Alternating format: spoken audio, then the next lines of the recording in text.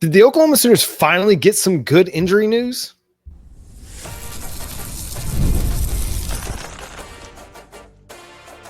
You are Locked On Sooners, your daily podcast on the Oklahoma Sooners. Part of the Locked On Podcast Network, your team every day.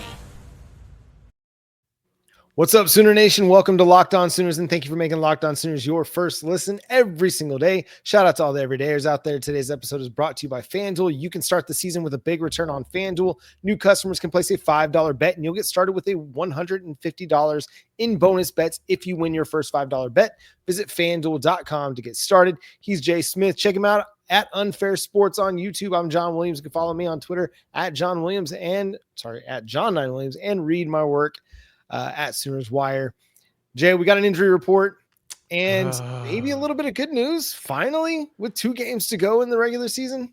We got a little bit of good news. So for the uninitiated, every week in SEC play, conference play, you have to put out an availability report. Comes out every Wednesday, roughly at about 7:30 Central Time. And each team puts out what the teams provide their information, and then the conference puts out who's going to be playing. So when it dropped, we saw on this out list who we expected: Jaden Gibson, Nick Anderson, Andrew Anthony at wide receiver. We have Gentry Williams and Kendall Dobie at DB. Gary and Hatchett, Jacob Sexton, Jake Taylor at offensive line. And those are your outs. Doubtfuls, Deion Burks. Questionable is Javonte Barnes and Joshua Bates. And John, there are 2 names on that list that aren't on that list. We got Gavin Sawchuk, who appears to be healthy. Actually, you got 3. You got Jalil Farooq, who's not on the list at all. And then offensive lineman Michael Tarquin is also not on this list. That gets me excited for the Alabama game. You've got a starting right tackle that you can trust going up against that big defensive line. Yeah, you're getting a little bit better running back depth. You're getting better offensive line depth. You're getting better wide receiver depth. Now, I'm going to not hold my breath just yet on Jalil Farooq because he did come back for the Missouri game, was only in for a little bit before having to step back out. So maybe with 2 more weeks to get more right, maybe he's more ready to go against Alabama. Perhaps. We'll see. With Gavin Sawchuk, I thought he was going to play against Missouri, and then he didn't play because he looked like he was trending towards playing and was suited up, was warming up, and then didn't play in the game. You relied on Xavier Robinson, Taylor Tatum, and Sam Franklin, and your running game was just fine. So I don't really expect Deion Burks. I mean, he's listed as doubtful. You and I have discussed this. If you're doubtful on Wednesday, there's a pretty great chance you're not going to play. Considering how hard he was hit, I would be shocked if he played in this game. As for Javonte Barnes, I think there's a possibility, but I don't think that they're going to want to push him at this point. If he's not 100%, you're fine to just sit it out and ride out the rest of the season. Yeah, no, and that's fair because it kind of makes sense to go ahead and probably play like Xavier Robinson or Taylor Tatum. Get your bigger backs out there and let them play, especially because they're healthy.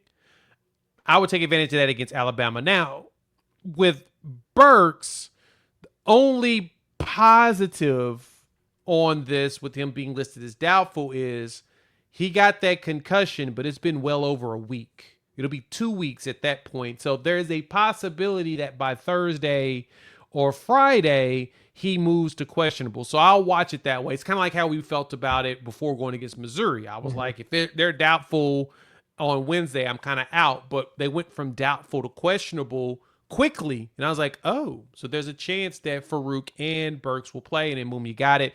Then come to find out, Brent Venables talked about it in his press conference that both Burks and Farooq were working to come back, and Farooq was on a snap count restriction against Missouri. I didn't catch that before that game. When he said that, I was like, oh, so that's the reason why Jalil Farooq didn't play a lot, and he came out pretty early.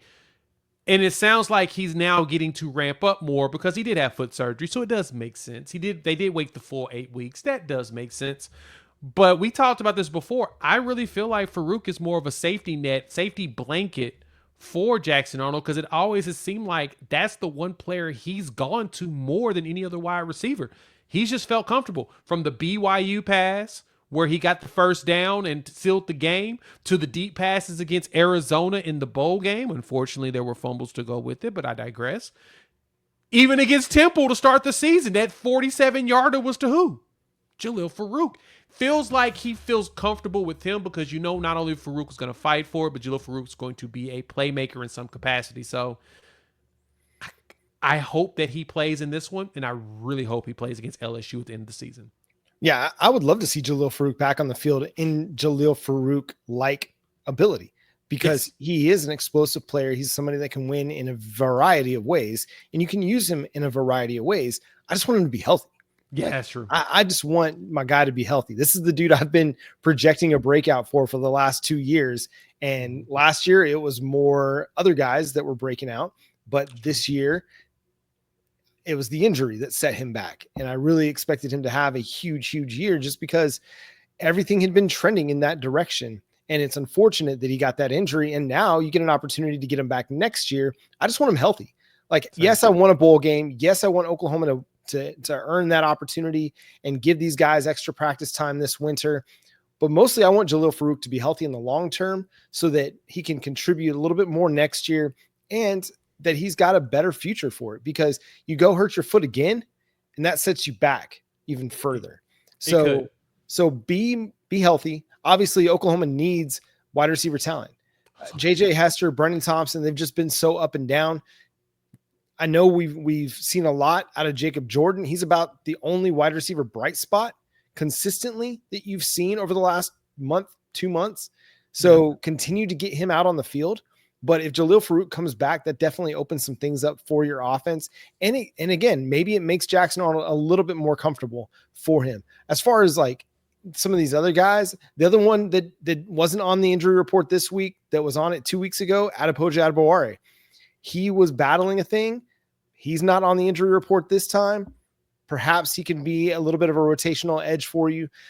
Again, low expectations because the guy hasn't done a ton just yet, but every snap is valuable. Every snap is going to be valuable for his development as he goes into his, third offseason with the team, where he can continue to develop and hopefully at some point have that R. Mason Thomas light bulb go off. Yeah, and that's what we're waiting for. We just want PJ to have that game where he just completely breaks out and dominates. Because when he plays late in the game, he actually does do a little bit of things here and there. It's just putting together a full game of tape. But this is the game. This is senior night. So Caden Woolard as well as Ethan Downs, this is it. Last game that you'll see them both here in Norman. I know, tear, sad face.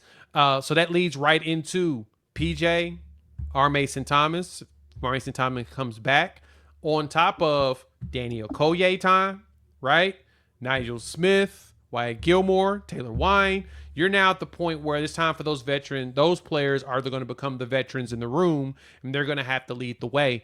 And I like the fact that PJ's now off the list. I want to see more of him on the edge. I really want to see him against Bama. I want to see him, and I kind of want to see a little Okoye out there too. I'm ready to see if he can go out there and be and just terrorize. Just go out there and just do whatever. Just tell him, hey, just go out there. I don't care. Figure it out. Just go make it happen. Don't worry about the play. Just go in there, hit somebody, and see what happens. Especially when you're chasing Jalen Milroe. You're going to need some dudes that's going to be strong enough to bring him down at the point of contact instead of having to wait until a game comes over. Because, man, not only he's big, strong, and he's got some speed to him, man, dude's very elusive. You got a lot of components to consider, and having PJ back's going to be good to be able to use size and strength on him, as well as even break off passes, right? Because he can get his arms up. He's tall. He's a giant dude. That's going to help a lot against trying to contain Jalen Milroe. Yeah, so some positive things happening for Oklahoma on the injury fronts and maybe even at running back. But who should Oklahoma ride this Saturday against Alabama? Let's discuss coming up next here on Locked On Sooners. Do you all try to find the perfect gift for family members and friends, but you just can't figure it out? When it comes to big family, it can be hard and expensive to buy each one person a personal gift for the holidays. Well, We got you, the perfect gift for you. Skylight Frames is a touchscreen digital frame your whole family will love. Upload thousands of photos with your phone and watch them appear in seconds. Perfect example. Super easy. Takes you about 60 seconds to set up, and it's seamlessly sharing. So whenever you're at the holidays, at grandparents or aunts, uncles, you can invite family and friends to be able to share their own photos via the free application. That Skylight application, they can add their pictures and boom, it'll show up. So grandma and grandpa, aunt, uncle can have all of these great pictures of you and the family, mom, dad. They can have everything that you've been looking for and see everybody all in one spot. So definitely worth checking out. It's a touch screen, so it's game changer. You can swipe through the photos, see the ones that you want to see. And of course, you got two sides to choose from, the original 10-inch or a larger 15-inch gallery frame. They look perfect in any room and they can stand out on their own, or you can easily mount them to the wall. So right now, there's a special. And now, as a special limited edition offer for our listeners, get $20 off your first purchase of a Skyline frame when you go to skylineframe.com/college. That's SKYLIGHTFRAME.com/college. Get $20 off your purchase now at skylineframe.com/college. And today's episode is also brought to you by FanDuel. Get ready to tackle the NFL action this season with FanDuel, America's #1 sportsbook, because right now, new customers can bet $5, get $150 in bonus bets if you win. The FanDuel Sportsbook app gives you everything you need to place live bets on the NFL all in one place. So when you get a hunch in the middle of the game, you can check out the latest stats, view live play-by-play, and so much more on the same page where you place your bets. Just visit FanDuel.com to join today. Right now, the Oklahoma Sooners are sitting at a 13.5-point underdog. The over-under is sitting at 46.5. That line has not moved a whole lot this week, so very intriguing if you're looking at Oklahoma or looking at placing a little bit of money on the Sooners over at FanDuel. Again, FanDuel is America's #1 sportsbook. Again, you'll get started with $150 in bonus bets if you win your first $5 bet. That's FanDuel.com. Never waste a hunch and make every moment more with FanDuel, an official sportsbook partner of the NFL. Again, thanks for making Locked On Sooners your first listen every single day. Shout out to all the everydayers out there. Tune in and subscribe to the show wherever you get your podcasts. We're free and available on all podcast platforms, part of the Locked On Podcast Network, your team every day. Jay, the running back situation is getting a little bit healthier. You got Gavin Sawchuk off of the injury report. Javonte Barnes listed as questionable, but maybe after several weeks to be able to heal that ankle, maybe he's ready to come back. Gives you a little bit of running back depth. So where do you go with the first carry of the game against the Alabama Crimson Tide? Man, that is the tough one. And as much as I would love for it to be Taylor Tatum, the one thing that Alabama is really good at doing, getting sacks. They have a 24-13 turnover ratio, 24 takes to 13 giveaways, and they love to force fumbles. 10 of their 24 are fumbles, so that's not something that you would want. The Alabama Crimson Tide are all about forcing strip sacks and strips of the running back and wide receivers. If they get a gang around you, you're going to have dudes yanking at it, similar to the way we do. They tackle, and then when they tackle, they punch so that they can hit the ball out of your body at the same time. So if I'm going to say on first carry, I'm either going with Xavier Robinson, who's already agreed to give up his red shirt. If Barnes didn't play, I'd give it to Sawchuk. I want to see what Sawchuk does with the line that's a little bit more healthy and it's actually opening up holes. He does well whenever the line is in a good position. He just lucked out in starting the season when they were unhealthy. At the end of last year, he got you 5 straight games of 100 yards rushing because he had a good offensive line that was healthy, and we started to really get to moving it. I'm totally down for just handing him the ball and see if he can put that speed to work and go, especially if he's healthy enough. I think you should go with Sawchuk. He's been pretty consistent with holding on to the ball, and when he finds a hole, he'll zip through it. Who leads the nation in fumbles this season, Jay? The Oklahoma Sooners. The Oklahoma Sooners. So, yeah, listen, I love Taylor Tatum. I love the potential. I love the talent. I'm riding Xavier Robinson. I'm going to reward the kid for being willing to give up that red shirt and just put it out there for the team. You know, he's been productive. He's been some of the best part of your offense. He's shown the ability to catch the ball out of the backfield. To me, he's your starter. And listen, Taylor Tatum might have higher upside because of his speed, his elusiveness, his agility. but Xavier Robinson just has a great feel for running the football.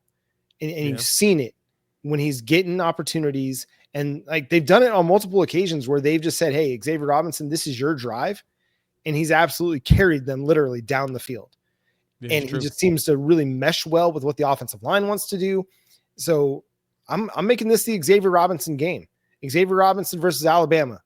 Let's get you 20, 25 touches in this one and see what you can do with a heavy workload, because you're going to want to grind the clock. You're going to want to keep Alabama's defense on the field as much as possible so that you can, one, wear them down so that when it gets to the third, fourth quarter, they're not able to pin their ears back and just rush the passer because they're a little bit more worn down because you've got this big bruiser coming at them all game long. So let me see Xavier Robinson run, but I like that they're coming into it with some depth and that you do have an experienced option available to you in Gavin Sawchuk that also can catch the ball out of the backfield. They haven't used him enough in that respect, but when he catches it out of the backfield, he's a quick player and he can make some things happen after the catch. So we've been wanting them to get that swing pass involved, the check downs involved a lot more. Well, Gavin Sawchuk gives you another good option on that front.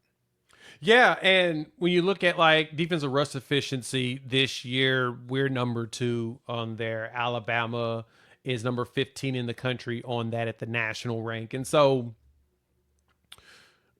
they haven't been the greatest at the run, but they can stop it. They're not terrible at it. They're a lot better actually. They're about in the middle in defensive pass efficiency. They're 12th.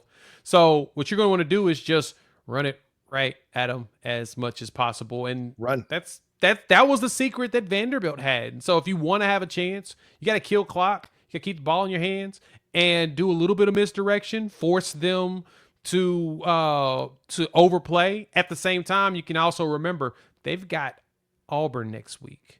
So they've got the Iron Bowl coming up as well. It'll be Kalen DeBoer's first one. And you know they're going to have to prepare for it. Now, I've heard that they're already preparing themselves for both of our quarterbacks. So you need to go in there and just run down their throat. Just run.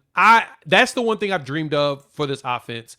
I just want to go out there and just run nonstop down somebody's throat. I don't care about all the passing. Just go muscle them. That's the dream team I would have. And so if we can go out there and show that we have the capabilities of pushing some people around for a little bit, similar to what we did against Ole Miss in the first half, John, I'll be happy with the Oklahoma Sooners on that capacity to see that we did to Alabama, similar to what we did to Ole Miss. We caused some problems in the first half, and then prayerfully we can figure out in the second half an actual adjustment that allows us to keep doing it for an entire game. But all things said, I want Sawchuk, give me some Xavier Robinson with them, and just go muscle.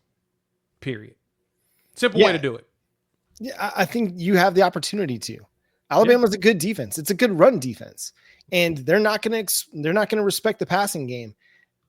But even if the box is heavy, I want you to run because it's been the best part of your offense over the last few weeks. You've got to run, even if you're only churning out 3-4 yards per carry. That's still going to put you in better situations than if you're asking your quarterback who's not been comfortable, not been consistent, to drop back to pass 40 times. It's just not going to be a reasonable path to success for your offense. So you need to use the run game. You need to lean on it. Second and long, run it. If it's third and long, even you got Taylor Tatum and Gavin Sawchuk in the backfield, run it. Run some draw plays with them.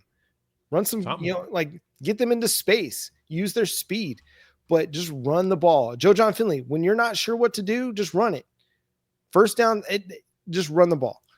I know that that's like counterintuitive to modern college football offenses, but again, it's been the best thing that's been going for Oklahoma's offense.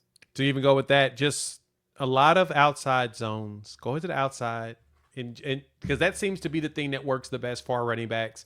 Do that, and if you run down the middle, put Xavier Robinson in the game and let him run. He's a big bruiser. We watched him hit folks, and when he hits them and it's a cracked sound, those dudes are going to get tired of tackling him. I think that's the reason why you want to play him in this game of all games. It's because they're going to get tired of hitting him. This is exhausting. This dude is heavy. He's a large dude, and he hits really hard, and he likes to keep churning his feet. Do that. I think we're good. Yeah. Because X going to give it to you. X going to give it to you. X going to give it to you. X gonna And give it another to reason you. why you should lean into the run game, well, you get a little bit healthier along the offensive line. Let's discuss that coming up next here on Locked On Sooners.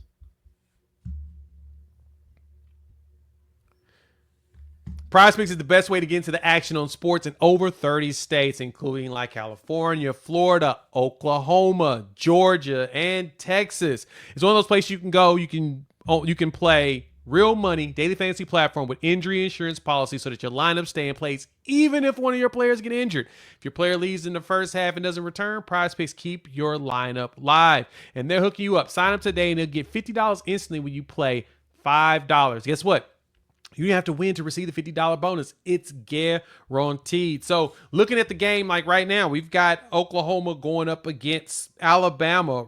You can actually pick Ryan Williams, 53.5 on his receiving yards, more or less. Same thing with Jalen Milroe, 214.5 passing yards, more or less. I'm going to pick less on both of those because I'm hoping that we can make it happen. So you can do the same thing. If you want to check out PrizePicks, and they're taking care of you. So download the app today and use the code LOCKEDONCollege. You get $50 instantly after you play your first $5 lineup. That's download the app today. Use the code LOCKEDONCollege. Get $50 instantly after you play your first $5 lineup. PrizePicks, run your game. Again, thanks for making Locked On Sooners your first listen every single day. Free and available on all podcast platforms. Part of the Locked On Podcast Network, your team every day. Jay, Michael Tarquin, looks like he's going to be back in the lineup. I'm playing him at right tackle. I'm continuing to ride Logan Howland over at left tackle. Let him continue to develop. Let him get a great challenge. That is the Alabama Crimson Tide in front of him.